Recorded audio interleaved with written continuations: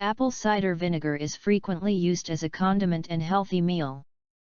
It is created from apples utilizing a fermentation technique that gives it added acids, minerals, and live cultures. There are numerous uses for apple cider vinegar as a natural treatment. One of them is used as a hair wash to boost shine, strengthen hair, and promote scalp health.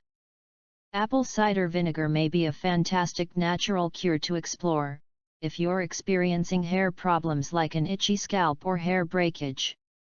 You will learn how special apple cider vinegar is for your hair in the following explanation.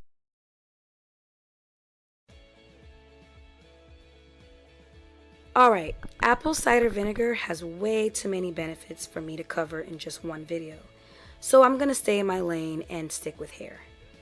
When it comes to hair, what makes apple cider vinegar so special is its acetic acid content and its low pH level. You ever wonder just how apple cider vinegar is able to refreshen your scalp and remove buildup so well? Or why some people swear by doing an ACV rinse after washing their hair? Well, when it comes to hair care, apple cider vinegar should definitely be on the list of one of nature's gifts. So how does apple cider vinegar clean your scalp? According to the USDA, apple cider vinegar has no measurable vitamins, minerals, or any other nutritional elements. Apple cider vinegar's main cleansing powers is in its acetic acid content. Acetic acid is a pure acid with extreme antibacterial and antifungal properties. It's what gives vinegar of all types its sour taste, smell, and low acidic pH. Acetic acid cleans your scalp by literally eating through and dissolving dirt particles. It does all this without having to disturb your scalp's natural acidic environment, leaving your acid mantle intact. Below is a link to a video titled The Science of Sebum that goes over what an acid mantle is and why it's so important. Another impressive quality of acetic acid is its ability to kill bacteria by penetrating the cell's membrane and causing it to release its protons and die. So apple cider vinegar will get rid of potentially harmful bacteria from your scalp without stripping your hair of its oils. Here's a clearer way of seeing what I'm talking about. All three of these beakers have olive oil in them. I'm mixing water in the first beaker, apple cider vinegar in the second, and shampoo in the third. Let's take a closer look at what's going on. We all know water and oil don't mix, so we see clear, uninterrupted oil sitting on top of the water. With the apple cider vinegar and oil mix, we see a separation, but the oil is a lot cloudier and interrupted. And with the shampoo and oil mix, the oil is completely interrupted.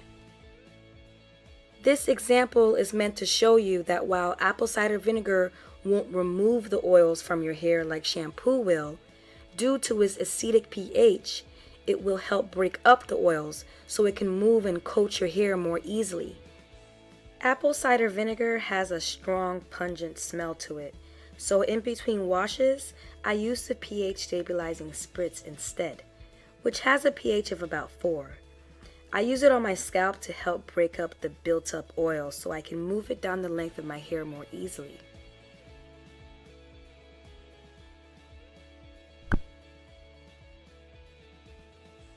Apple cider vinegar's powers don't just stop there.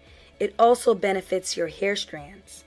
Due to its acidic pH, apple cider vinegar helps tighten or close the cuticle layers of your hair. The shampoo process lifts your cuticles, causing your hair to be rough, dry, and tangle easily. Amongst other benefits, a conditioner is supposed to have an acidic pH, so it can tighten your cuticles back up and leave your hair shiny and more manageable. But most conditioners out there don't do a really good job at this. So after a conditioner is rinsed out, an apple cider vinegar rinse is used to ensure your cuticles are nice and flat. Rule of thumb: if you're within the safe zone, anything with an acidic pH will tighten your cuticles, and anything closer to an alkali pH in this neutral area will relax or slightly lift your cuticle layers. So acid tightens, alkali lifts. Acid tightens, alkali lifts. As you can see, with a pH of 2, apple cider vinegar is not within the safe zone because it's too acidic. So in order to use it on your hair and scalp, you should neutralize or increase its pH to an area within the safe zone. Apple cider vinegar has a pH of about 2, and distilled water has a pH of about 7, sometimes 6. When you mix them together, you'll fall somewhere between the two. There are different measurements on YouTube. Mine may be a little different because I based it strictly on pH. If you want to use apple cider vinegar a few times a year to revive your hair or to get rid of mineral deposits from hard water, you can get away with increasing the pH to just a 3. To achieve a pH of 3, mix 1 ounce of apple cider vinegar to 7 ounces of distilled water.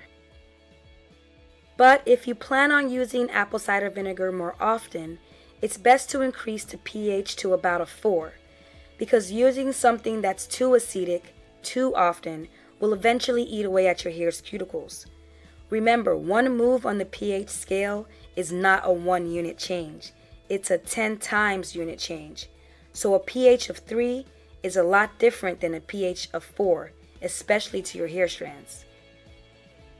To achieve a pH of 4, mix 1 teaspoon of apple cider vinegar with 8 ounces of distilled water. The pH stabilizing spritz has a pH of 4. So that's what I use when I want to move sebum from my scalp to my hair strands, or refreshen my scalp after the gym, or when I feel my cuticles need to be tightened after a wash. It has additional herbal and moisturizing benefits, so it's a bonus.